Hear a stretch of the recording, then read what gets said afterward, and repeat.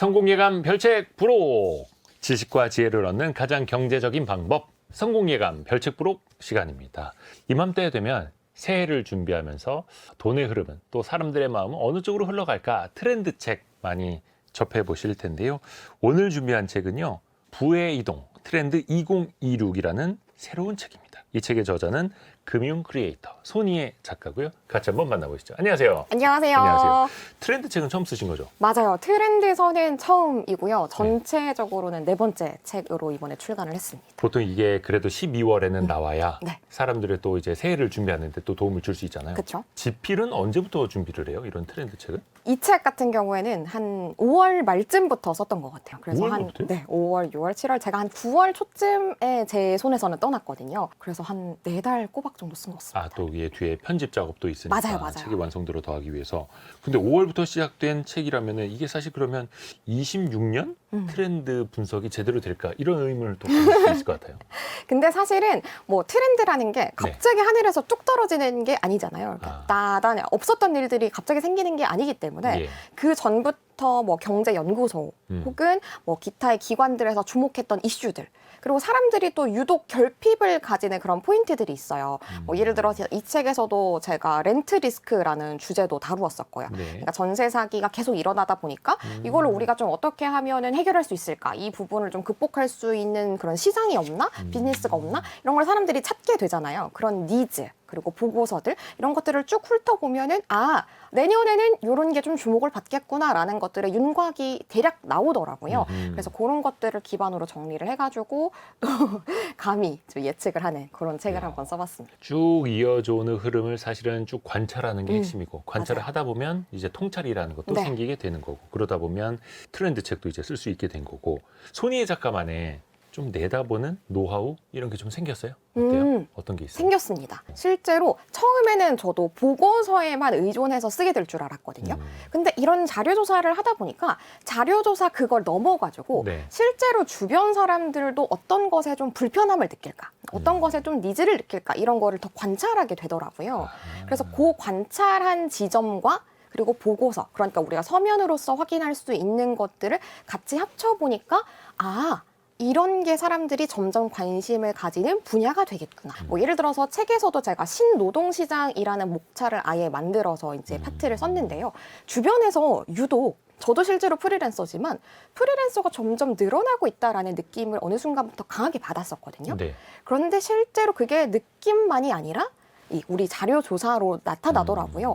프리랜서가 정말 역대급으로 많고 이제 1인 사업자들이 많아지고 있고 그를 통해 가지고 시장이 커지고 있다, 만들어지고 있다라는 것이 윤곽이 딱 드러나니까 그걸 또 우리가 예측해서 내년엔 이렇게 되겠습니다라고 서술해도 괜찮겠구나라는 이렇게 좀 생각이 들더라고요. 어떻게 보면 과거에는 그거 다 비정규직이 아니야 좀 부정적으로 볼 수도 있겠으나 이제는 자발적으로 원하는 시간에 일하기 위해서 혹은 AI를 활용하면서 또 이렇게 될 수도 있는 거고요. 이걸 또 우리가 미리미리 준비를 하면서 다가오는 미래에 또 대비를 해야 한다라는 건데 사실 이게 그렇다고 해도 그 트렌드가 쪽지기처럼 다 맞아떨어지는 것만은 아닐 거예요. 말이 안 되죠. 틀릴 수도 있겠고 네. 그럼에도 불구하고 우리가 트렌드를 계속 공부해야 하는 이유? 좀 어떻게 표현해 주실 수 있을까요? 제가 오늘 일부러 빨강색 옷을 입고 왔어요. 예. 왜 그러냐면 2026년도가 붉은 말의 해거든요. 그래서 제가 앞에 그 프롤로그에도 써놨는데 이제 붉은 말의 해에 우리가 이 말의 등에 잘 안착해서 잘 타고 이제 가기 위해서는 우리가 이 말을 어떻게 올라타야 되는 거고, 그리고 또 말이 이 방향을 조정하기 위해서는 우리가 그 뭐 갈퀴를 잡는다거나 어떤 식으로 해야 되는지 그 방법을 알아야 안착할 수 있다. 그거를 잘 모르고 내가 괜히 등 위에 탔다가는 떨어질 수도 있는 거잖아요. 네네. 그러니까 그것처럼 우리가 방법을 알아야 적어도 도태되지 않을 수 있고 이 최소한의 우리가 삶을 영위할 수 있다라고 생각을 해요. 그러니까 실제로 우리 왜 수험생들도 수험 트렌드, 뭐 수능 트렌드 이런 게 엄청 관심을 가지잖아요. 네. 그러니까 이런 게 좀 강화가 된다고 하더라. 뭐 이런 과목에서 조금 더 많이 낸다고 하더라. 이런 얘기가 돌면은 사실 그게 100% 맞아떨어지는 게 아니라고 하더라도 일단 준비를 하는 거잖아요.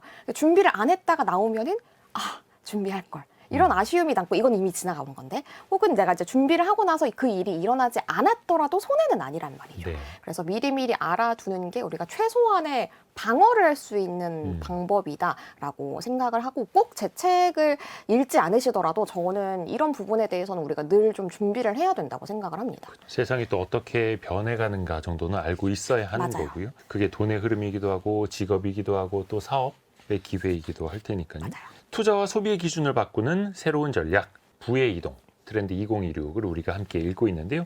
키워드를 몇 가지 좀 열어볼게요. 첫 번째 키워드가 리세일입니다. 리세일. 다시 판다는 거잖아요. 중고거래가 가장 대표적일 테고. 그렇죠. 중고거래는 근데 사실 지금 일상 아닙니까? 일상? 맞아요. 저도 어제도 했습니다. 예.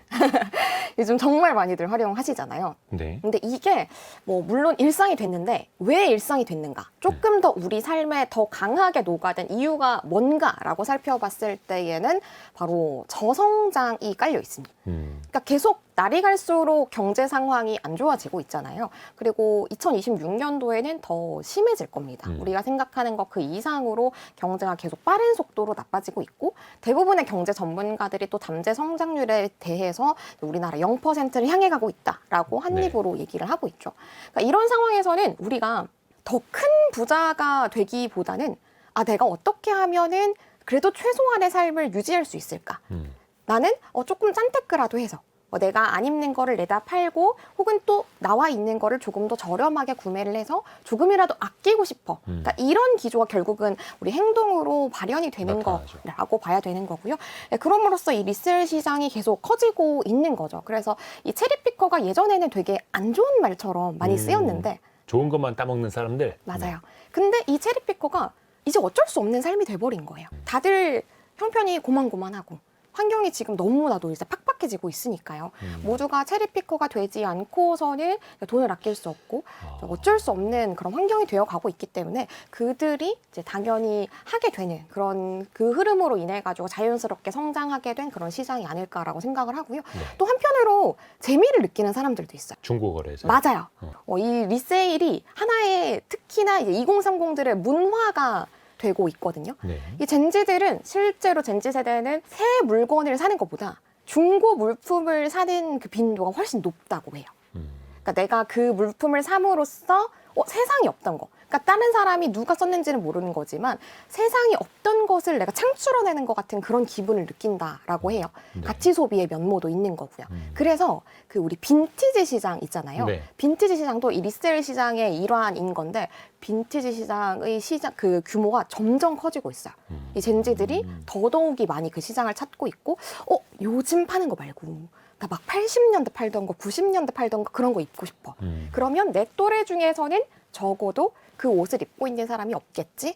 그러니까 이렇게 한편으로도 개성을 드러내는 그런 용도, 목적으로도 활용이 됨으로써 그 시장이 점차 커지고 있는 거예요. 어떻게 보면 이제 가격, 돈 영향일 수도 있겠으나 가격과 돈 때문만은 아니다. 오히려 이제 차별을 두고 개성을 더 찾기 위한 것으로도 중고거래를 이제 보시는 거고요. 사실 이제 MZ 세대에게는 어떻게 보면 새 상품을 사는 것뿐만 아니라 중고품을 통해서 가성비를 갖추려는 노력도 어떻게 보면 이제 가치 소비로 또 이어질 수 있을 것 같기도 해요. 맞아요. 네. 이게 내가 이거를 소비함으로써 개성을 드러내는 것 그 이상으로 내가 뭔가 의미 있는 일을 했어 라는 부분에 대해서 좀 중점을 두는 거죠. 의미. 네. 그래서 2030 세대들 특히나 젠지 세대, 알파 세대들이 더더욱이 요즘에 가치 소비에 엄청 치중을 하고 있거든요. 내가 이거 옷을 많이 사는 것도 환경에 굉장히 악영향을 미치는 거라고 하던데 그러면 내가 새 옷을 사는 것보다는 기존에 만들어진 거 누가 입었던 거라고 하더라도 상태만 깨끗하면 내가 그 중고 물품, 중고 의류를 사가지고 소비를 함으로써 내가 새 옷 만들어지는 거에 조금이라도 일조하고 싶지 않아. 그러면 점차 환경도 깨끗해지겠지. 그리고 나는 이거를 하는 사람이야 라는 것도 숨기지 않고 또 가감없이 드러내는 거죠. 인스타에도 올리고요. 그리고 주변 사람들에게도 알림으로써 나는 같이 소비하는 사람이야 라는 것을 이제 미닝 아웃, 그러니까 나에 대해서 조금 더 이렇게 드러내는 걸 그렇게 표현을 하거든요. 그래서 미닝 아웃 문화가 강해짐으로써 이 시장도 자연스럽게 더 같이 이렇게 성장을 하고 있는 거죠. 미닝 아웃. 어떤 나의 의미를 일부러 드러내는 거예요. 네, 맞습니다. 그러니까 정체성을 나는 이런 특징을 가지고 있는 사람이야, 나는 이런 가치 소비하는 사람이야라는 걸 드러내는 문화를 이 미닝 아웃 문화라고 하거든요. 자신의 정체성을 소비를 통해서도 나타낼 수 있으니까요. 네. 또 가치 소비를 통해서 뭔가 또 윤리적인 만족감도 느낄 수가 있는 거고. 맞습니다. 옛날에 그런 거 있었는데 아나바다 운동이라고. 그때는 이제 캠페인을 통해서라도 맞아요. 낭비하지 맙시다. 아껴 쓰고 나눠 쓰고 바꿔 쓰고 다시 씁시다. 네. 막 이렇게 했는데 네. 이제는 아예 젊은 사람들이 이걸 먼저 찾고 있다. 맞아요. 거기에 조금 더 개성 그리고 가치 그게 더 얹어졌다라고 봐주시면 될 것 같습니다. 근데 이제 어떤 분들은 그렇게 보실 수도 있을 것 같아요. 이런 트렌드 책을 보면서 그냥 있는 현상인데 너무 의미만 많이 갖다 붙이는 거 아니냐 이렇게 보일 수도 있거든요. 아, 그럴 수 있죠. 네. 근데 뭐 사실 의미를 갖다 붙인다고라고 볼 수도 있지만 네. 그렇다고 해서 우리가 저거 그냥 뭐 아무 의미 없는 거 아니야? 라고 보기에는 또 너무 그렇게 우리가 너무 일반적으로 이제 치부를 해버리는 거라고 생각을 해요. 실제 의미가 있다. 맞아요. 그래서 저는 오히려 그 안에 그 사람들이 그렇게 소비를 하는 의미가 뭘까를 들여다보는 게 오히려 우리가 진짜 이 책의 제목처럼 부의 이동이 어디로 흐르고 있는지를 볼 수 있는 힌트들이라고 생각을 하거든요. 그래서 뭐 저런 개인적인 소비에 뭐 저렇게 의미 부여를 해가 아니라 조금 더 들여다볼 필요가 있다고 저는 생각을 합니다. 또 그 중고거래 시장이 많이 활성화된 그 바탕 중에 하나가 여러 플랫폼들이 있어요. 플랫폼을 빼놓고 이야기할 수가 없지 않습니까? 맞아요. 특히 요즘 정말 플랫폼들이 좋아져가지고 혹시 중고거래 좀 자주 하시나요? 자주는 아닙니다만 깔아놓고는 있죠. 앱은 있죠. 꼭 필요할 때 하니까. 그럼 뭐 캐롯 이렇게 올리진 않나요? 저희 아이들 걸 제가 대신 올리는 경우도 안 많습니다. 예. 그렇군요. 네. 이게 보통 뭐 그런 채소 애플리케이션도 있지만 요즘 중고 애플리케이션이 굉장히 많거든요. 네.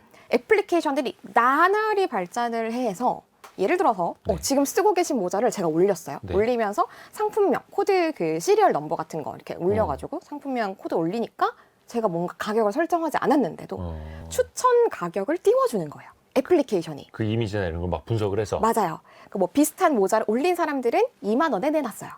똑같은 상품을 내놓은 사람은 뭐 3만 원에 내놨다가 2만 원으로 내고를 해서 팔았어요. 이 데이터를 보여주는 거죠. 그래서 조금 더 이 AI를 기반으로 이 데이터를 분석해가지고 더 편리함을 우리에게 많이 접목을 시키다 보니까 단순히 내가 진짜 한 푼, 두 푼 벌 수 있네 이걸 넘어가지고 아까 말씀드렸던 그 재미까지 느낄 수 있는 거예요. 실제로 이게 중장년층들은 일상에서 요 중고 판매에서 소소한 재미를 엄청 느끼시는 거예요. 그래서 그 채소 마켓에 보면은 그 온도가 있거든요. 네, 보통은 한 38도 정도에서부터 시작하는 걸로 알고 있는데 보통 이제 거래 많이 하고 좋은 후기를 받으면 온도가 올라가죠. 맞아요. 60도, 70도 이런 분들도 있어요. 거의 끓겠네 좀 있으면. 네.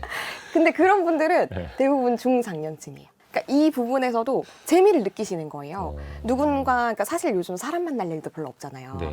그러니까 그렇게 아주 짧은 만남이긴 하지만 누군가 새로운 사람 만나가지고 잠깐의 대화를 할 수 있는 물꼬도 틀 수 있는 거고 그리고 또 방금 말씀드린 것처럼 AI 기반으로 하다 보니까 내가 터무니없이 팔아가지고 손해보는 거 아닐까? 혹은 너무 비싸게 팔아가지고 올려가지고 안 팔리는 거 아닐까? 이런 걱정도 덜 수 있고 그러니까 편리함과 재미 이런 것들이 접목이 돼서 이 플랫폼들이 더더욱이 계속해서 성행을 하고 있는 거예요. 편리함에다가 재미까지 그리고 앞서서 가치 소비에 대한 의미도 같이 또 부여를 해주고 있고 맞아요. 사람들이 그 이제 느끼기 시작했다라는 거고 혹여나 느끼지 못하더라도 이미 그게 우리에게 그런 행동을 또 유발을 하고 있는 거니까요. 네. 알게 모르게 중고시장 계속해서 이렇게 성장을 하고 있는데 그러면 이게 2026년 우리 소비 시장 그러면 어떻게 바꿀 수 있고 어떤 영향을 줄 수 있을까요? 그럼? 이제 리세일 시장은 사실 어떤 특정 품목에만 국한되지는 않을 거예요. 네. 왜냐하면 지금 방금 예를 들었던 것들은 뭐 보통 의류, 뭐 일상 생활 용품 이런 것들을 보통 예시로 많이 들지만 리세일이라고 해서 꼭 저렴한 것들만 사고 파는 건 아니거든요.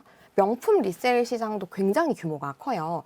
그래서 명품 리세일부터 해서 그리고 방금 얘기했던 일상 용품들 특히나 아이 있으신 분들 아까도 이제 아이 거 대신 올려준다고 하셨는데 그러니까 대신 올려주는 거 그 이상으로 아이들은 또 금방 크잖아. 네. 그래서 뭐 육아 용품들 이런 것들 무료 나눔도 하고요. 그러니까 일상에는 이제 리세일이 침투하지 않는 분야가 없을 정도로 아주 비싼 것부터 그리고 아주 저렴한 거 심지어는 무료 나눔까지 그러니까 완전히 일상화가 되는 그 시장이 상황이 2026년도에 더 짙어질 거예요. 완전히 이게 일상이 된다. 생각해 보면 중고로 못 파는 게 이제 거의 없을 것 같은데요. 없어요. 뭐 자동차, 뭐 집도 사실은 그쵸? 이제 살던 집도 팔면 맞아요. 중고니까. 또 똑같으니까. 실제로 그 채소 마켓 거기에 집을 직거래를 올리는 분들도 있습니다. 중개 수수료 아끼려고. 맞아요. 근데 그렇게 하면은 말씀하신 것처럼 진짜 중고로 내가 그 플랫폼 안에서 못 파는 게 없어진 거죠. 뭐 하다못해 지금 쓰고 계시는 모자 뭐 이런 것도 나 오늘 샀는데 네. 내가 써보니까 마음에 안 들어. 나한테 안 어울리는 것 같아. 그러면 이제 바로, 이거를 보통 옛날 같았으면은 집에 그냥 이렇게 그쵸. 옷장에 들어가죠. 박혀 있었을 거예요. 근데 이제는 바로바로 팔므로써 이제 그 사람은 저렴하게 사서 좋고 미착용 신상품. 미착용은 아니시죠? 방금 쓰셨잖아요. 왜 또 그런 것도 있어요. 왜 비행기랑 네. 선박까지도 중고로 판매가 되지 않습니까? 네네네. 뭐 비행기 같은 경우 뭐 항공사들이 사고 팔기도 합니다만은 오히려 이런 거를 수도권 외곽에 있는 카페나 음식점에서 사서 익스테리어로 쓰기도 하고 이런 경우도 있고. 그러니까 맞아요. 생각해 보니까 참 중고 거래로 못 하는 게 없는데 이 진짜. 시장이 더 커지고 있다라는 거. 무궁무진합니다. 근데 또 반대로 중고 거래 시장이 커지면서 어떤 그림자는 없을까요? 어두우면? 무조건 있어요. 음. 바로 짝퉁 이슈입니다. 네. 그러니까 우리가 분명히 예를 들어 아까 제가 명품 리세일도 얘기했어요. 비싼 네. 것들도 결국은 이 중고 시장에서 사고 팔고 할 수밖에 없는데요. 네. 이거 분명히 샷땡 진품이라고 해가지고 내가 샀는데 어느 날 친구가 야 무슨 너 가짜를 들었어. 딱 알아봐요? 뒤통수 맞은 거죠. 그러니까 잘 알아보시는 분들 알아보시더라고요. 근데 나는 그러면 사기당한 거잖아요. 분명히 내가 진짜라고 해서 뭐 예를 들어서 뭐 한 500만 원 줬다. 굉장히 거금을 지불을 한 거잖아요. 네. 근데 가짜라면 그 가격을 당연히 지불하지 않았겠죠. 그럼요. 그래서 이 가짜 그러니까 가품에 대한 이슈가 계속해서 심해지다 보니까 이제는 플랫폼 상에서도 이 진짜에 대한 감별을 같이 접목한 서비스가 계속해서 강화가 되고 있어요. 네. 아까 얘기한 그 플랫폼의 강화 면모에서 조금 더 확장된 얘기인 건데요. 이 진품이냐 가품이냐 이게 명확해지지 않으면 사람들이 이거에 대해서 그 불안함을 해소하지 않으면 이 중고 시장은 제대로 커질 수가 없어요. 사람들이 계속 이 중고 물품을 살 때 약간 이게 의심의 눈초리로 보게 되면 결국은 불신이 깔려 있는 거잖아요. 그러니까 살 때도 뭐 2번 살 걸 한 번 사게 되고 조금 망설이게 될 수밖에 없다 보니까 이 부분, 이 그림자는 반드시 해결이 돼야 이 시장이 제대로 클 수가 있는 거죠. 사람들이 그 불안함을 기저에 깔고 있다면 언젠가는 또 기피를 할 수도 있을 테고 네. 이거를 또 조심해야 될 테고 오히려 그 왜 리세일, 중고거래 이런 게 안 그래도 조금 침체되어 있는 소비 시장을 좀 살릴 수는 있지 않을까라는 좀 긍정적인 신호 아닌가? 이게 오히려 또 부정적인 신호가 될까요? 소비를 조장한다고? 또 부정적으로 보는 시각이 조금 더 짙기는 합니다. 네. 특히나 이제 연령대가 어린 이 젠지 세대, 알파 세대 친구 같은 경우에는 나 그냥 실종 나면 팔면 되지 라면서 소비를 조금 더 가볍게 하는 성향이 있다고 해요. 한 2달 쓰다 질리면 팔면 되지 뭐. 맞아요. 이렇게. 그러니까 나는 같이 소비해라고 생각하는 그런 성향이 짙은 친구들은 또 있는 반면에 이거 뭐 나 실증 나면은 팔면 되지 이거 뭐 못 살 이유가 있어? 라면서 조금 더 쉽게 주머니를 열다 보니까 오히려 이제 불필요한 소비를 좀 조장한다. 이런 시각도 상당히 짙습니다. 근데 이거는 이제 감가되는 걸 생각을 해보면 신품을 사서 중고로 파는 것보다 애초에 그래도 2달 한번 써보지 뭐 라고 할 때는 중고로 사서 써보다가 중고로 파는 게 훨씬 더 낫겠죠. 그쵸. 네. 맞아요. 애초에 살 때부터. 그래서 뭐 어떤 가보지 않은 길 불확실성이 있을 때는 오히려 신제품보다는 중고로 사는 게 더 낫습니다. 그래서 그 중고 시장도 이렇게 또 커지고 있는 걸로 맞아요. 보이고요. 뭐 취미 같은 거 도전해 보실 때도 뭐 예를 들어 내가 골프를 한 번도 안 해봤는데 네네네. 갑자기 막 골프를 막 풀세트로 장비를 사시면 이 비용이 어마어마하잖아요. 그게 네. 또 왜 나에게 잘 맞지 않는 채야 그렇다고 이렇게 또 하더라고요. 뒤늦게 느끼실 수도 있으니까. 네, 저는 골프를 안 쳐가지고 잘 모르는데 그게 또 나한테 이렇게 딱 찰떡으로 이렇게 그립감이 들어오는 그런 채들이 있다고 하더라고요. 근데 그게 내가 함부로 막 비싼 게 또 무조건 좋은 게 아니니까 그렇게 장만을 했다가는 후회할 수 있으니까 중고 시장에서 조금 경험을 해보고 꼭 골프가 아니더라도 그런 취미 같은 것들도 넓힐 때 참고를 해보시고 활용을 해보시면 충분히 좀 좋은 선택지가 될 것 같아요. 그래서 그 중고 모 마켓에서 골프채 거래가 그렇게 많답니다. 제가 아는 모 연예인도 맨날 그 골프채 하나하나 몇 번 아이언, 우드 뭐 하나 계속 사고 팔고 나한테 맞네 안 맞네 맞는 거를 찾기 예. 위한 여정. 장비를 탓하는 거죠. 자, 두 번째 키워드는 부의 양극화입니다. 네. 부의 양극화. 경기가 근데 이게 또 좋을 때나 안 좋을 때나 부의 양극화는 늘상 또 있는 말이기도 하거든요. 네. 2026년 트렌드에도 이 부의 양극화가 올라가는 이유는 어떻게 봐야 될까요? 조금 더 가속화가 될 거라고 보는 거고요. 인구 문제랑 결코 떼놓을 수가 없는 문제죠. 그래서 보통 저는 이제 허리가 없어진다라고 얘기를 합니다.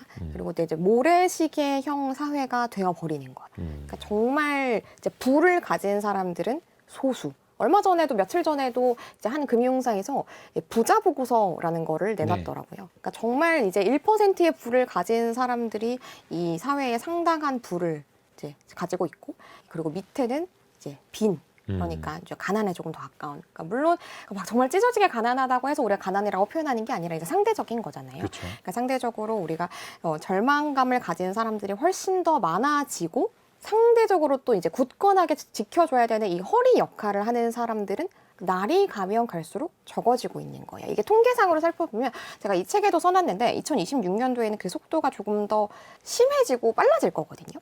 우리가 보통 이제 중산층이라고 얘기하는 사람들이 이제 4인 가구 기준으로 월 소득 봤을 때 458만 원에서 조금 스펙트럼이 크긴 한데요. 네. 1220만 원까지를 이제 중산층이라고 합니다. 근데 통계상으로 이 중산층에 해당하는 사람들이 날이 가면 날이 갈수록 적어지고 있고, 그리고 이게 어떻게 보면 좀 통계의 착시 효과예요. 예. 왜 그러냐면 가령 한 10년 전만 해도 연봉이 400만 원, 500만 원이라고 하면 아이고 잘 번다, 대기업 다니나 보네. 10년 전에? 네. 400만, 500만? 네. 4천, 5천? 아니 그러니까 월로 봤을 때도. 월로? 네, 월로 봤을 때도 한 400, 500 번다라고 네네네. 하면은 어우 잘 번다라고 했었어요. 근데 요즘 400 벌어도 빠듯한 사람 되게 많아요. 그럼요. 왜냐면 물가가 너무 높아졌잖아요. 네. 그래서 우리가 이 통계적으로 봤을 때에도 이 가구 전체적으로 예를 들어서 가장이 400만 원을 벌어와요. 월. 그러면 4인 가구가 먹고 살기 힘들죠. 19만 원으로. 네. 그러면은 그 사람에게 당신은 중산층입니다 라고 하면은 공감 펄쩍 못해요. 튀겠죠. 네. 내가 무슨 중산층이냐.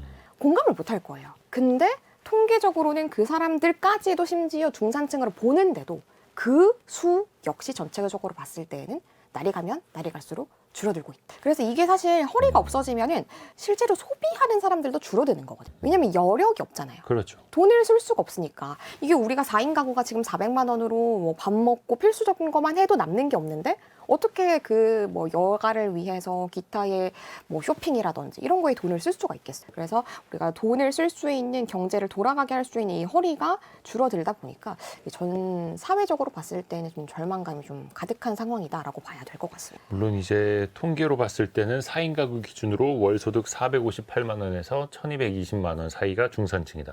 이것도 갭이 크기는 합니다. 맞아요. 굉장히 스펙트럼 네. 크죠. 예, 넓어요. 너무 넓기도 하고. 근데 이런 간극은 시간이 갈수록 더 커질 수밖에 없다라는 거. 소득 올라가는 것보다 자산 가치 올라가는 게 훨씬 더 빠를 수밖에 네. 없기 때문에 또 우리는 그걸 계속해서 겪고 있는 거고. 그러면 이제 거시적으로 봤을 때 중산층이 사라지는 것, 중산층, 허리가 얇아지는 것, 경제는 어떤 영향으로 돌아올까요? 방금 말씀드린 거랑 비슷한데요. 결국은 이 허리, 그러니까 중산층이 우리 내수 시장의 구매력을 완전 다 책임지고 있는 사람들이거든요.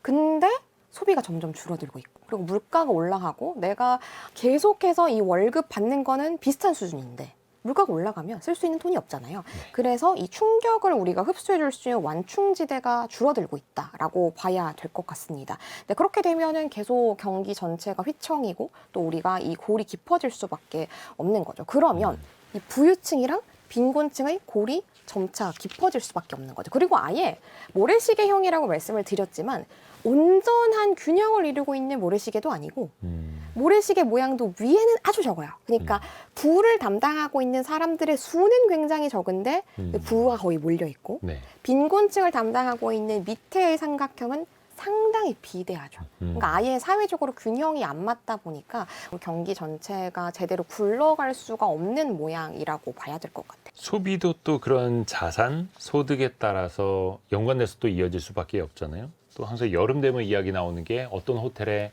10몇만 원짜리 빙수, 얼마짜리 나왔다. 이번에는 70만 원짜리도 있더라고요. 70만 원짜리요? 물론 이제 그거를 모든 전 국민이 다 사 드시라라고 하면서 판매하는 건 아니겠습니다만, 그럼요. 네네. 또 진짜 몇천 원짜리 빙수를 찾는 그 손길도 계속해서 이어질 수밖에 없는 거고요. 그러다 보니까 소득도 그렇고 자산도 그렇고 그 중간 계층이 제일 약해지는 것처럼 네.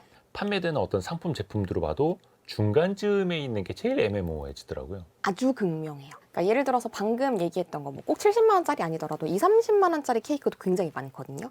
근데 없어서 못 판대. 웨이팅을 하는 거예요. 뭐 예를 들어서 크리스마스 12월 25일에 먹으려고 해도 그 12월 25일을 위해서 뭐 10월 아직 추위가 오기도 전부터 예약을 하는 경우도 있다고 하고요. 네. 사기 위해 가지고 와 그 추운데 막 손 비벼가면서 오픈런을 하는 경우도 비일비재하다고 합니다. 네. 그러니까 진짜 없어서 못 파는 그런 현상, 그러니까 비싼데도 소비를 하는 그런 현상이 존재하는 반면에 또 한편 편의점에서도 아침에 인기 있는 도시락들은 바로 나간대요. 왜냐하면 예약도 해놓고. 네, 요즘 점심 물가가 진짜 어마어마하잖아요. 저는 좀 많이 놀랐던 게 네. 비빔밥이 10,000원을 딱 넘는 순간 음. 이거를 내가 밖에서 비빔밥을 10,000원을 주고 사 먹는 게 맞는 건가? 식당에서. 네. 왜냐하면 보통 비빔밥은 이렇게 집에서 조금 남는 재료 이렇게 막 비벼서 먹을 수도 있는 조금 소위 얘기하는 서민의 음식 네. 중에 대표 주자잖아요. 근데 그거를 식당에서 10,000원을 넘게 주고 사 먹는다. 심지어는 요즘 뭐 10,000원이 뭐예요? 점심 한 끼 해결하려고 하면은 15,000원 훌쩍 넘는 경우도 너무 많잖아요. 2인 가면은 30,000원, 40,000원 이렇게 많이 쓰다 보니까 이 점심 물가가 너무 부담스러워서 편의점의 도시락을 위해서 오픈런을 하고 애플리케이션에서 예약하고 이런 경우가 너무 많다고 합니다. 그러면 이 50만 원짜리 케이크를 사는 모습과 도시락을 위해서 오픈런을 하는 모습 너무나도 이 대조적인 모습이 우리한테 그려지고 있는 거죠. 근데 앞으로는 계속해서 이 현상이 짙어질 거라고 하고요. 중간 가격대, 뭐 예를 들어 한 5만 원, 6만 원 애매한 가격대를 판매하는 식당이나 혹은 그런 메뉴들은 날이 가면 갈수록 사라질 거예요. 그래서 얼마 전까지만 해도 그 패밀리 레스토랑 있잖아요. 네. 되게 애매한 가격대라고 여겨져가지고 분명히 매장들이 사라지고 있었거든요. 근데 오히려 이제는 이 패밀리 레스토랑들도 스스로 이제 생존을 위해서 가격대도 조금 낮추고요. 가성비로 돌아서기 시작했어요. 근데 이 가성비로 돌아서니까 갑자기 매장이 폭증하는 거예요. 뭐 애슐땡 같은 경우에는 네네네. 원래 되게 애매한 가격대의 매장으로 꼽혀가지고 거의 전국적으로 매장이 사라지고 있었거든요. 네, 맞아요. 근데 최근에 가격대를 실제로 약간 낮췄었고요. 이 점심시간 한정이긴 하지만요. 예. 그러면 사람들이 이제 가성비로 느끼다 보니까 그럼 이거 내가 적은 돈을 내고 배부르게 먹을 수 있겠다. 다른 뭐 국수집, 뭐 네. 갈비탕집 가격 다 올랐는데 네. 저기 뭐 한식 뷔페 같은 네. 경우에는 가격이 그대로야 상대적으로 저렴해 보이네. 네. 이렇게 간다는 거죠. 왜냐면 심지어 거기서는 커피까지 해결 가능하거든요. 그렇죠. 네. 후식까지. 디저트까지 먹을 수가 있기 때문에 정말 말 그대로 가성비인 거죠. 주말에 사람 많을 때 물론 이제 시간 제한은 있다고는 네. 합니다만. 시간 제한이 있어도 요즘에는 사실 그 가격대에 먹을 수 있는 데가 웬만하면 잘 없기 때문에 이렇게 앞으로는 그 소비에 대해서도 상당히 양극화가 될 것 같고요. 이제 애매한 컨셉을 가진 그런 식당들이나 뭐 자영업자들이 하시는 그런 가게들보다는 명확한 가격의 컨셉 같은 것들도 좀 중요할 것 같습니다. 아까 편의점 도시락 말씀해 주셨는데 그 비빔밥이 10,000원을 넘었다. 물론 이제 지역이나 가게마다 다 다르긴 하겠습니다만 저는 특정 편의점에 비빔밥 도시락을 좋아합니다. 괜찮습니다. 가성비가. 맛있어요. 거의 시중에서 파는 거의 거의 한 절반 가격? 양도 괜찮고. 사실은 비빔밥에 들어가는 재료들도 거의 비슷비슷하거든요. 다 가지수나 뭐 이런 거 신선도도. 저는 그거 좋아합니다. 그리고 요즘에는 이제 어플리케이션으로 편의점에서 한 이틀 전에 예약해 놓는 시스템도 있기 때문에 이런 것들도 많이들 활용을 하시더라고요. 근데 혹시 그 예. 기자님이 사 먹을 때는 네. 삼각김밥이 얼마였어요? 얼마로 기억하세요? 삼각김밥을? 몇백 원 단위. 뭐 한 그쵸. 500원 이렇게. 5, 600원. 지금은 훨씬 비싸죠. 저도 한 7, 800원 정도로 예. 기억을 했었거든요. 네. 근데 얼마 전에 편의점 가서 실제로 삼각김밥 사 먹으려고 했는데 최저가 1,500원인 거예요. 1,500원이요? 네, 1,200원이 아니고? 1,500원이요. 물론 이제 그 삼각김밥도 얼마나 뚱뚱하냐, 안에 뭐가 들었느냐, 네네. 두 개 묶였냐, 뭐 이런 거에 따라 네네네네. 다르긴 합니다. 일반 하나였어요. 1,500원인 거를 보고 진짜 이 도시락을 위해서 오픈런을 할 수밖에 없겠구나. 근데 또 일반 김밥집 같은 경우에서는 그냥 김밥, 네. 뭐 들어가 있잖아요. 뭐 치즈 안 들어가 있고 네네네네. 참치 안 들어가 있고 일반 김밥이 또 뭐 한 3,000원, 4,000원. 4,000원 막 이렇게 네. 하니까 차라리 편의점 김밥이 더 싸 보인다 또 이럴 수도 있겠고. 그럴 수 있죠. 하지만 편의점 김밥은 일반 김밥에 비해서 아쉽다. 아, 그런가요? 그러니까 뭔가 사람들은 상대적인 걸 보고 네. 이것을 또 대리만족해 줄 수 있는 거 아니면 가성비를 더 채워줄 것 끊임없이 또 찾아가는 것 같네요. 맞아요. 그러면 이제 2026년 초저가, 초고가 이 트렌드는 또 이어질 텐데 어떤 모습으로 그럼 또 변화하고 진화하게 될까요? 일단 초저가에서는 토핑 경제가 조금 더 심화가 될 겁니다. 가장 그냥 쉽게 생각하는 토핑 경제는 아이들 많이 먹는 요아정 아이스크림 있잖아요. 네. 그거 생각하시면 돼요. 네. 그게 기본 가격으로 보면은 몇천 원 안 하거든요. 네. 그 요거트 아이스크림 자체는 굉장히 저렴합니다. 네. 근데 그것만 먹을 수 없죠. 거기 위에다가 후르츠 링도 올려야 되고 과일도 올려야 돼요. 네. 소스도 뿌려야 돼요. 근데 그렇게 하다 보면 분명히 한 3, 4천 원 정도에서 시작을 했는데 무슨 벌꿀도 올리던데. 벌꿀집 올려줘야 됩니다. 아니 무슨 요거트 아이스크림? 그래서 애들이 하도 노래를 불러서 먹으러 갔는데 네. 뭐 기본값은 이제 손희애 작가님이 말씀해 준 것처럼 3, 몇천 4천 원. 네네. 근데 나중에 이것저것 하니까 거의 10,000원이에요. 심지어는 조금 묵직하게 올리면요. 뭐 네. 2만 원 후반대까지도 가요. 갈비탕 그릇 아닙니까? 그러니까 이게 그래서 처음에는 조금 저렴해 보이긴 하죠. 그래서 돈을 아끼고 정말 초저가로 먹고 싶은 사람들은 그렇게 먹어라. 근데 거기다가 조금 더 보태서 먹을 사람들도 존중하겠다. 선택지를 주겠다. 라는 게 이런 토핑 경제의 대표적인 그림이거든요. 이제 꼭 먹는 것뿐만 아니라 다양한 선택지를 주는 게 이 많은 시장들에서 지금 점차 많이 보여지고 있는 모습이에요. 그래서 우리 요아정의 토핑 계속 얹듯이 이렇게 서비스 추가하고 뭐 항공 같은 데에서도 예전에는 이렇게까지 그런 옵션이 이렇게 다양화되어 있지 않았었는데 네. 뭐 화물 가령 저가 항공 같은 경우에도 아예 화물 가격이 비행기 가격이 포함이 안 돼 있고 그러면 본인이 이거를 내가 더 붙이겠다라고 하면은 돈을 더 보태고 이런 식으로 계속 예전에 비해서 선택지가 많아지고 있어요. 그러니까 특히 초저가 시장에서 선택지가 많아진다는 거예요. 맞아요. 근데 이런 사실 그게 뒤집어서 생각해 보면 나는 여행 갈 때 큰 집 많이 필요 없고 백팩 하나만 들고 가. 근데 나는 그러면 똑같이 요금을 내야 돼? 이런 분들에겐 좋을 수 있겠으나 그렇죠. 맞아요. 또 어떤 분들한테는 아니 이거 뭐 하나하나 추가될 때마다 돈을 내라고 하네? 또 이렇게 느껴질 수도 있잖아요. 그죠. 그런 분들은 이제 소위 얘기하는 조금 그들만의 리그, 그러니까 좀 비싸게 형성되어 있는 거를 고르시면 됩니다. 이제 또 값을 그쪽으로 또 넘어갈 수밖에 없게끔 기업들은 또 설계를 할 좀 테고. 유도를 하죠. 왜냐면 아예 그 설계를 할 때부터 정말 그 요아정처럼 처음에 완전 저렴해 보이는 것처럼 해놨고 근데 또 요아정도 실제로 구성해 놓은 게 있어요. 이게 정말 딱 정확한 비유인 건데 내가 일일이 구성을 하는 옵션도 있지만 귀찮으시죠? 그냥 세트, 만들어진 거 세트. 드시고 싶으시죠? 그럼 세트 먹으면 되는데 그럼 또 그냥 기성품이 되는 건데. 근데 그 세트가 그게 진짜 막 2만 원대. 심지어 저는 요아정으로 막 3만 원, 4만 원 해먹는 사람도 본 적이 있거든요. 럭셔리네. 그러니까 그런 식으로 정말 초극단으로 나뉘게 될 거고요. 이 또 이제 부유한 사람들, 그러니까 그들만의 리그에서는 물품 그 이상으로 이제 멘탈 케어가 조금 더 강화되고 있어요. 초고가 시장이요? 맞아요. 왜냐하면 물건으로 소비를 하는 거에서는 이제 만족이 더 이상 안 되는 거예요. 명품 사는 거, 좋지, 좋은데 그거를 소비하는 것만으로는 이제 나의 욕구를 다 채울 수 없어. 그래서 이제 그들의 멘탈을 케어해주고 특히나 뭐 연예인분들에 관련된 기사에서도 왜 우리가 뭐 외로움, 공황장애 이런 단어들 많이 들려오잖아요. 네. 그러니까 돈을 어느 정도 번 사람들이 소비를 하고 하다가 공허함을 느끼는 거예요. 그래서 그걸 또 어루만져줄 수 있는 그 시장들이 점차 커지고 있고 게다가 또 우리 또 돈을 벌어오고 시간을 얼마나 효율적으로 쓰는가가 그 부를 땡겨오는 그 비법이 되기도 하는 거잖아요. 네. 그래서 그 멘탈 케어뿐만 아니라 시간을 효율적으로 관리해주는 그런 서비스들이 점차 강화가 되고 있는 거죠. 그래서 우리 그 기사님 있는 집, 그러니까 차 기사님 네. 있는 집은 예전 엄청 부자라는 그런 이미지가 있었는데 예. 요즘도 물론 저렴하진 않습니다만 조금 더 대중화되기는 했어요. 그러니까 그렇게 시간 효율을 내가 예를 들어서 기사님이 그 하루만 해주는 일회로 오셔가지고 해주시면 저는 유독 바쁠 때 뒤에서 좀 업무를 볼 수가 있는 거잖아요. 네, 그런 식으로 좀 그들만의 리그, 그러니까 무형의 서비스들이 점차 더 다양해지고 있고 강화가 되고 있는 상황이에요. 특히 초고가 시장에서는 이게 무형의 서비스, 멘탈 케어, 어떻게 보면은 가성비를 따지는 소비에서 가심비로 넘어가고 있고 또 경험을 또 중시하는 시장이 또 커져가고 있고 맞습니다. 또 여기서 부가가치가 또 많이 창출되는 네, 거니까요. 고가 시장에서는 확실히 경험을 좀 중시하는 게 물론 예전에도 있었지만요. 점차 그 속도가 빨라지고 있고 시장이 상당히 커지고 있어요. 뭐 멘탈 케어 시장도 원래 있었지만 지금 우리 데이터들을 보면은 2026년도에 사업 확장하고 하는 서비스들도 굉장히 많거든요. 그래서 아마 내년에는 더 폭발적으로 성장을 할 겁니다. 극단으로 더 가버리는 거네요. 네. 사실 근데 또 그 극단에 있는 걸 쳐다보면서 괜히 뭐 배 아파하거나 스트레스 받을 필요는 없습니다. 그럼요. 또 경제가 네네. 또 그렇게 돌아가는 네, 맞습니다. 거이기도 하니까요. 또 그 간극을 또 좁혀 나가는 게 또 정책적 노력이 또 필요한 거기도 하고요. 세 번째 키워드도 한번 볼게요. 렌트 리스크입니다. 렌트는 우리가 뭐 이제 월별로 월 렌트비 내면서 빌려 네. 쓰는 걸 말하는데 거기에 리스크가 붙습니다. 이거는 어떤 의미예요? 전세 사기가 도통 안 잡히고 있어요. 네.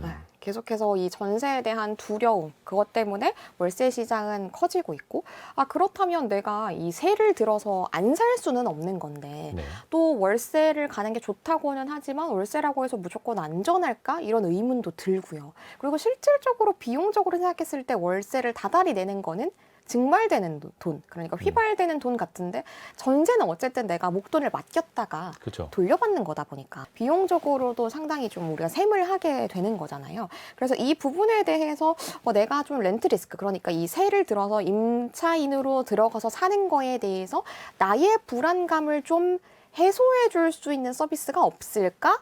사람들이 눈을 돌리다 보니까 거기에서 또 힌트를 얻어가지고 그러면 우리가 저 지점에서 사업을 하면 되겠다라고 나선 사람들이 꽤 최근에 많아지고 있고, 그게 우리가 이제 사업적으로 뭐 투자를 받는다거나 하는 그런 걸 살펴봤을 때 2026년도에는 더 그 시장이 폭발적으로 클 것 같아서 그 키워드를 하나 잡았습니다. 그러면 그거를 대체해 줄 수 있는 것도 찾아봐야 되겠고, 전세 사기 문제가 막 불거지기 시작을 한 게 거의 한 3년도 넘었어요. 맞아요. 근데 그게 지금도 계속되고 있다라는 거예요. 심해지고 있어요. 저는 서울시에서 전세 사기 예방 강의를 전담을 하고 있거든요. 강의를 제가 지금 몇 년째 지금 우리 전세 사기 계속 되고 있는 요 시기에서 한 3년째 정도 전담을 하고 있어요. 근데 할 때마다 해마다 한 3, 4회 정도 하거든요. 항상 전석 매진이에요. 그러니까 무료 강의긴 한데요. 전석 다 차요. 모두가 오시면은 어떻게 하면 내가 여기서 꿀팁을 얻어가지고 전세 사기를 예방할 수 있을까? 어떻게 하면 나 사기 안 당할 수 있을까? 어느 정도는 좀 공포에 질린 표정으로 오세요. 수심이 가득한 표정. 심지어는 사기를 당했었다 하시는 분들도 꽤 오십니다. 네. 왜냐면 우리가 너튜브 같은데 유튜브 같은데도 이제 검색을 해보면 물론 요즘 많은 팁들이 있죠. 많은 팁들이 있는데 조금 산발적으로 많이 흩어져 있잖아요. 네. 많이 흩어져 있다 보니까 어떤 데서 한 번에 정리를 해줬으면 좋겠어. 나 여기에서 조금 다 이 전세 사기 예방을 위한 정보들을 듣고 내가 계약할 때 이런 거 주의해야 되겠다라는 거 정보를 얻으러 오시는 거거든요. 생각해보면 우리 뭐 돈 버는 법에 대해서는 많이 배우는데요. 네. 이런 부동산 계약이라든지 전세 사기 예방하는 방법이라든지 이런 거에 대해서는 알려주는 분위기가 많이 좀 형성이 안 돼 있는 것 같거든요. 그래서 그런 정보들을 많이 얻으러 오시는 것 같고, 그렇게 오시는 분들의 수가 늘 줄지 않는 걸 보면은 여전히 여전히 심각하다. 심각하구나라는 생각 많이 들고, 만약에 전세 사기 당하게 되면은 뭐 적게는 수천이고 많게는 수억이 날아가는 거잖아요. 그렇기 때문에 다들 걱정을 할 수밖에 없는 거죠. 저 같은 경우에도 사회초년생 때 전세 사기를 당할 뻔했었습니다. 근데 이게 전세 사기라는 게 무슨 뭐 빌라왕 뭐 이렇게 불리는 사람들처럼 뭐 수백 채를 놓고 이제 돌려막기를 하듯이 했던 사람들도 있고, 누군가는 또 이거를 기획부동산식으로 의도한 것도 있겠으나, 그쵸. 가까이에서 보면 한 두세 채 있는 사람이 앞에 집이 잘 나가지 않으면서 하나가 망가지면서 연쇄적으로 의도했건 의도하지 않았건 문제가 일어날 수밖에 없는, 이게 또 어떻게 보면 또 부동산 경기랑 또 맞물려 있는 거잖아요. 맞아요. 그러다 보니까 이거를 피한다? 라는 개념도 운에 맡겨야 하나? 막 이런 생각도 하실 수도 있을 것 같아요. 맞아. 근데 이게 그 불안함을 해소해주는 서비스들도 있기 때문에 그 서비스들을 일단 잘 활용하시면 좋고, 부동산 경기도 경기지만 애초에 그 등기부등본이나 건축물 대장만 잘 살펴봐도 피할 수 있는 요소들을 가진 그런 집들도 꽤 있거든요. 그러니까 그래서 제가 뭐 서울시에서 이제 손잡고 강의를 하고 이런 것도 그런 거만이라도 우리가 최소한으로 피하자. 라는 그런 생각에서 그런 강의를 기획을 하고 이렇게 하는 거죠. 또 한편으로는 내가 충분히 살펴봤는데 막상 들어가고 나가지고 문제가 터지는 그런 경우들도 있기 때문에 그런 것들의 팁을 좀 많이 드리려고 노력을 하고 있는 거죠. 등기부등본을 보면 뭐가 딱 나옵니까? 예를 들어서 사회초년생들은요, 등기부등본에서 뭐 가압류, 압류, 뭐 가등기 이런 게 적혀 있어도 이게 뭔지도 잘 모르세요.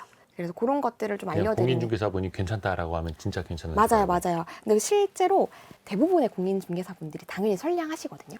저도 실제로 공인중개사 자격증이 있는데요. 근데 공인중개사분들이 대부분 선량하시지만 소수는 그 집주인과 이제 짜고치는 그런 사기꾼에 이제 가담하는 사람들도 있잖아요. 그게 또 보도가 많이 되기도 했어요. 맞아요. 아주 일부긴 합니다만. 그래서 우리가 그런 거를 좀 피하기 위해서 살펴보는 팁들을 제가 전해드리는 거고, 이거를 제가 백날 전해드려도 모든 분들에게 정보를 전해드릴 수가 없는 거잖아요. 그래서 그러면 내가 뭐 저런 식으로 강사한테 배우고 내 스스로 지식을 습득하지 않더라도 좀 안전하게 애초에 계약할 수 있는 그런 환경을 제공하는 업체들은 없는 건가? 아까 서비스들은 없는 건가? 새로운 비즈니스 모델이 나온다면서요. 네, 그 얘기를 드리고 싶은 게 바로 이 프롭테크 부분이에요. 그러니까 프롭테크라는 게 부동산의 정보들을 AI를 기반으로 해가지고 네. 아주 손쉽게 우리가 볼 수 있도록 정보를 제공하는 거라고 생각하시면 돼요. 거기 들어가면은 뭐 예를 들어 내가 전세집을 구하는데 뭐 가령 목동에 구한다고 생각을 해보겠습니다. 목동에서 내가 전세집을 구할 때 이 주변에 비슷한 빌라들은 시세가 어떻게 되는지. 그렇다면 이 집에 내가 들어갔을 때 보증금이 얼만데 이 사람의 이 등본을 살펴보니까 이 정도의 근저당이 껴 있다면 나의 보증금은 혹시 나중에 일이 생겼을 때 괜찮을 것 같은데. 그러니까 거기에서 시뮬레이션으로 계산기를 두드려 볼 수가 있는 거예요. 그 플랫폼에 있는 여러 가지 데이터를 활용을 해서 맞아요. 그 사실 왜 전세 사기 많이 당했던 빌라 같은 경우에는 시세가 명확치 않으니까 주변에는 정확히 이게 얼마인지 아파트처럼 딱딱 나오질 않다 보니까 더 불투명함이 있었던 건데 그걸 플랫폼 기업들이 이걸 깨고 있다는 거예요. 맞아요. 그래서 그 정보를 내가 연동을 해가지고 조회를 해보면 그 집주인이 혹시 예전에 뭐 이제 그 세금에 대해서 체납한 게 있는지 그런 부분까지도 다 연동을 해서 보여주는 거예요. 그러면 사람들은 그러니까 물론 강사한테 가가지고 직접적으로 듣는 거 이런 것도 다 도움이 되는 거지만 아예 서비스가 이 집은 안전한 집입니다. 이 집은 다소 위험합니다. 이걸 아주 명확하게 얘기를 해준다면 이해관계 없는 사람이 너무 없는 좋죠. 업체가 네. 그러면 사람들은 여기에서 판단을 하고 이 집은 해야겠다 하지 말아야겠다 요 판단을 하는 거고 물론 이것도 확률적으로 접근하는 걸 거예요. 그렇죠. 그렇다고 물론입니다. 절대 문제가 안 터진다 이런 네. 건 아닐 테고. 그럼요. 지금 주어진 그 데이터 기반으로 결론을 내리는 거니까. 그리고 또 한편으로 또 인기를 얻고 있는 비즈니스 모델은 기업형 임대주택입니다. 기업형 임대주택이요? 네. 그러니까 개인에게 집에 세를 놓는 게 아니고요. 아예 기업이 부동산 사업을 하는 거예요. 임대 사업을 하는 거죠. 그러니까 예전에도 물론 존재는 했습니다만 그 규모가 커지고 있어요. 왜냐하면 사람들이 내가 개인에게 거래를 했을 때에는 이렇게 그 사람이 나의 보증금을 두고 튄다거나 문제가 생길 수 있는데 기업은 신뢰가 있으니까 특히나 대기업일수록 설마 저 기업이 나의 돈을 들고 튀겠어? 이런 생각이 기반이 되는 거잖아요. 네, 그래서 이 기업형 임대주택이 특히 2030들에게는 상당히 인기입니다. 저희 집 주변에도 실제로 대기업이 운영하는 그 오피스텔이 있거든요. 거기는 공실이 없어요. 시설도 실제로 상당히 좋고요. 이제 이미 사람들이 안심을 하고 들어오는 거죠. 저기는 내가 설사 들어가도 보증금 떼일 일 없겠지. 전세 사기 안 당하겠지. 이런 생각을 갖고 들어오니까요. 물론 뭐 기업도 망할 수는 있습니다. 기업도 이제 망하는 게 기업 생태계이기는 합니다만 그래도 확률적으로 보면 불투명한 개개인보다는 그래도 내가 알만한 기업은 조금 더 믿을 수 있겠지. 이것도 확률적으로 네. 접근을 한다라는 걸 테고. 그런 생각도 있고 또 그 AI 접목해가지고 부동산 중개 플랫폼들도 발전을 하고 있는 게 뭐 다방, 직방 같은 애플리케이션들이 있잖아요. 네. 그런 애플리케이션들에서 저희 업체에서 직접 확인하고 인증한 집입니다. 그러니까 이런 서비스들도 계속 늘려가고 있거든요. 인증 중고차처럼요. 맞아요. 그런 개념으로 이제 그것도 하나의 프롭테크의 그 기능 중에 하나인 거죠. 저희가 업체 차원에서 등기부등본 충분히 살펴보고 뭐 집주인이 혹시 체납한 것은 없는지 미리 다 확인하고 인증한 집입니다. 이런 기능들을 계속 넣음으로써 신뢰가 이 렌트리스크에서 상당히 중요한 그런 사업 모델의 근간이 되고 있는 거죠. 사실 너무나 당연한 건데 그 신뢰가 크게 한번 깨지다 보니까 사회적으로 불안감이 너무나 커졌고 그러다 보니까 이걸 기피하면서 전세도 이제 물량도 뭐 줄어들 수밖에 없는 그런 환경이랑 또 맞물려 가고 있고 어려운데 아예 내 집 마련 자체를 꿈꾸지 않는 젊은 세대도 늘고 있다면서요. 맞아요. 이게 좀 심해지고 있는데요. 그러면은 내가 이렇게 경제도 어려워졌으니까 내 집 마련하는 거는 되게 먼 얘기 같고 내가 이렇게 세를 들어가지고 계속 옮겨야 되는 거라면 그럼 난 어떻게 해야 될까라는 그 끝에서 사람들은 이제 소비도 점차 안 하는 거예요. 어떤 소비를 안 하냐면 아예 물건조차도 내 것으로 갖지 않으려고 하는 거예요. 가령 뭐 여성분들의 화장대, 침대, 뭐 이사 자주 다녀야 되는데 저건 너무 불편해 이런 거예요. 그래서 아예 물건들도 구독을 하는 겁니다. 아예 1년 단위, 뭐 2년 단위 요즘은 가구나 가전도 렌트를 하는 시장이 굉장히 커졌거든요. 그리고 2026년도에는 그 시장이 훨씬 더 커질 거예요. 그래서 요 시장이 더 커짐으로써 아예 뭐 내 집 마련은 나는 꿈도 안 꾸니까 그냥 하루하루에 만족하고 싶어. 그리고 내 걸 갖는 것도 되게 부담스럽고 그리고 자주 바꾸고 싶을 때는 샀다가 팔았다가 하는 것도 일이잖아요. 그래서 아예 구독을 함으로써 그 비용을 더 아끼려고 하는 측면도 있는 거고요. 또 한편으로는 코리빙도 굉장히 커지고 있는데 이게 어떤 거냐면 기숙사와 원룸의 사이 정도라고 생각하시면 돼요. 네. 각각의 공간은 분명히 있거든요. 그런데 이제 커뮤니티 공간들이 너무 잘 되어 있는. 그래서 그 사람들이랑 좀 교류도 할 수 있는 것이고요. 그리고 특히나 이 코리빙 주거 형태들도 대부분이 기업형으로 이제 임대를 하는 거거든요. 네. 그러면 아까 말씀드렸던 신뢰도 기반이 돼 있고, 그리고 내가 웬만하면은 정말 맨몸으로 들어갈 수 있고 시설들이 갖춰져 있으니까 이런 부분에서 사람들이 아 나는 뭐 먼 훗날의 불확실한 내 집 마련을 위해서 돈을 모으기보다는 지금 비용을 조금 더 주더라도 지금 방금 제가 설명드린 뭐 코리빙이나 기업형 임대주택 이런 건 아무래도 조금 더 비싸거든요. 그러니까 내가 지금 당장 돈을 더 지불하더라도 현재의 나는 만족하고 그리고 불안한 마음을 떨쳐버릴 수 있는 삶을 선택하겠어라고 하시는 분들이 조금 더 많아지고 있어요. 그게 생활 구독이라고도 표현이 되는 거예요. 맞아요. 생활 구독이죠. 작은 가구까지도 다 그런 식으로. 근데 이게 어떻게 보면은 하나하나가 또 지출일 수밖에 없잖아요. 고정비로서. 네, 맞습니다. 그러다 보면은 이제 목돈을 좀 모아나가야 하는 젊은 세대에게는 사실은 그동안은 전세라는 제도가 어떻게 보면 계층사들이 이동하는데 하나의 도움이 됐던 것도 맞았는데 그게 아니라 월세로 가고 또 월세로 가다 보니까 가구나 이런 게 부족해서 또 하나하나 더 렌트를 써야 하고 단기적으로 봤을 때는 합리적일 수 있겠으나 길게 봤을 때는 글쎄요. 좀 비용 부담이 더 커진다고 느끼는 사람들도 있겠어요. 네, 물론입니다. 그런 부분에서는 네, 그런 측면을 가져가시는 분들도 있을 것 같은데 어쨌든 아까 제가 뭐 가치 소비도 말씀을 드렸고 본인의 개성을 드러내는 그런 성향이 짙어졌다라고 말씀을 드렸잖아요.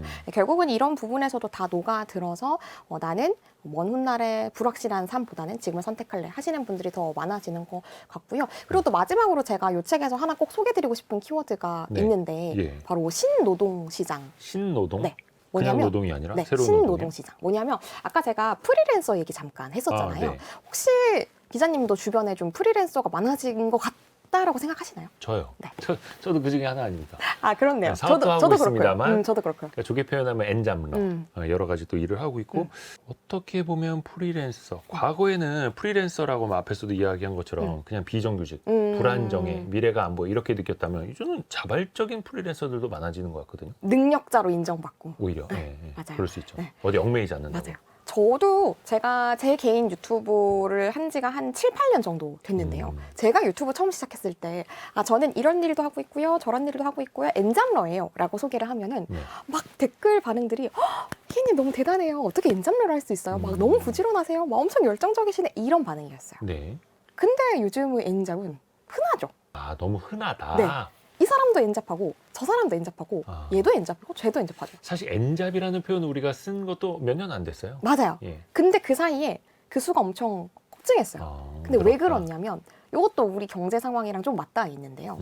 하나만 해가지고는 먹고 살 수가 없는 거예요. 씁쓸한데 이거. 너무 슬프지만요. 네. 네, 이게 우리 통계로 실제로 나오거든요. 그냥 우리의 급여 소득만으로는, 그러니까 실제로 아예 프리랜서가 아니라 급여 소득자들도 최소 하나에서 두 개를 더 하는 모습이 되게 일반화가 됐어요. 그냥 월급 받아 가지고는 먹고 살기가 빠듯한 거예요. 아까 우리 왜 중산층 얘기도 했지만 4인 가구인데 400, 500 벌면 지금 같은 물가에선 당연히 빡빡하잖아요. 네. 그렇다 보니까 이 가장 입장에서는 부업 하나라도 더 하려고 하고 뭐 다른 거 내가 할 만한 거 없을까 계속 두리번거리게 될 수밖에 없는 거. 그래서 제가 이 책에서도 뭐라고 서술을 했냐면 이제는 엔잡은 선택이 아니라 필수가 된 것 같다. 이렇게 얘기를 했거든요. 근데 이게 저성장 기조가 이어지면 이어지고 계속해서 짙어지면 짙어질수록 엔잡은 더 많아질 것 같고요. 그리고 또 이에 따라 가지고 부가 당연히 창출이 될 수밖에 없습니다. 가령 직장 생활 하실 때는 생각해 보시면은 네. 본인 스스로가 뭐 세무 처리를 한다거나 해본 적도 없죠. 그때는. 법무 뭐 노무 이런 걸 생각해 보신 적 당연히 없으시잖아요. 그렇죠. 저도 직장 생활할 때 당연히 그랬습니다. 근데 이제 내가 프리랜서로서 엔잡러로서 정글로 이렇게 나오게 되면 내가 혼자 다 해야 된단 말이에요. 그래서 세무 처리, 법무 처리, 뭐 노무 처리 이런 귀찮은 걸 대행해주는 서비스들이 저절로 커질 수밖에 없네요. 저도 그 표현 많이 하거든요. 회사를 그만두고자 하는 그런 후배들이나 친구들에게 여기는 야생이야. 정글이야. 그렇죠. 여기는 울타리가 없어. 언제는 근데 잡아먹힐 수 있습니다. 어떻게 보면 그 정글에 나오고자 하는 사람들이 많아지니까 모기만 퇴치해주는 그런 업체들 네. 아니면은 뭐 이렇게 멧돼지 오지 않게 울타리 쳐주는 업체들이 그렇죠. 또 막 생겨날 수 있다는 거예요. 더 맞아요, 많아진다 맞아요. 그 시장이. 네. 그래서 앞으로 그런 시장이 더 커질 수밖에 없고 또 엔잡러들도 도태될 수 없잖아요. 그래서 업스킬링 그러니까 본인 스스로를 조금 더 업그레이드 하려고 하는 그런 성인을 위한 인강 교육 그런 서비스들도 나날이 커지고 있고 요거는 우리나라만의 그런 현상은 아니고요. 세계적으로 이 업스킬링을 위한 시장은 계속 커지고 있고 다들 AI에 뒤처지면 안 되잖아요. 그렇죠. 그래서 계속해서 배우려고 하는 그런 기조들 이어지고 있고 이걸 또 신노동 시장이라고 이렇게 봐주신 거고요. 맞습니다. 부의 이동 트렌드 2016 이 책을 관통한 핵심 구절을 우리가 또 정리해 볼 시간입니다. 저자인 손희 작가님이 직접 한 구절을 읽어주시면 돼요. 네. 어떤 걸 꼽으셨을까요? 네. 저성장이 새로운 현실로 자리 잡으면서 돈의 흐름이 근본적으로 바뀌고 있다. 경제 파이가 더 커지지 않는 제로섬 게임에서 살아남는 법칙이 완전히 달라진 것이다. 저성장 시대 우리가 잘 해봐야 2% 어떻게 보면 이제 잠재 성장률도 뭐 밑도는 그런 성장이 만연한 시대에 개개인이 스스로 하나하나가 커지지 않는 경제 파이 속에서 살아남는 방법. 근데 또 그게 계속 변하고 있고 네. 적응해야죠. 네. 대비해야죠. 맞습니다. 마지막으로 우리 청취자분들을 위해서 2026년 새해 응원 혹은 조언의 말씀이 있다면요. 일단 여러분 새해 복 많이 받으시고요. 우리가 알아야 대비할 수 있습니다. 그래서 뭐 부의 이동 트렌드 2026도 그렇고 우리가 다양한 트렌드설이 있는 이유도 그런 거잖아요. 그래서 앞으로 세상이 어떻게 돌아갈지에 대해서 먼저 파악을 해야 내가 뭐 아까 얘기했던 부업을 하든 뭐 혹은 기타의 재테크를 어떤 식으로 변형을 하든 다 우리가 계획을 세울 수 있는 거니까 미래를 위한 힌트들 이 책을 통해서 혹은 기타의 자료들을 위해서 많이 얻어 가시면서 우리 일상이 좀 안온한 그런 하루하루가 되었으면 좋겠습니다. 부의 이동 트렌드 2016의 저자 금융 크리에이터 손희애 작가였습니다. 고맙습니다. 감사합니다. 감사합니다. 별의별 이야기를 책을 통해서 나누는 별책부록 마칠 시간이고요. 월요일 아침 9시 5분에 다시 돌아오겠습니다. 성공 예감은 오늘도 여러분을 응원합니다.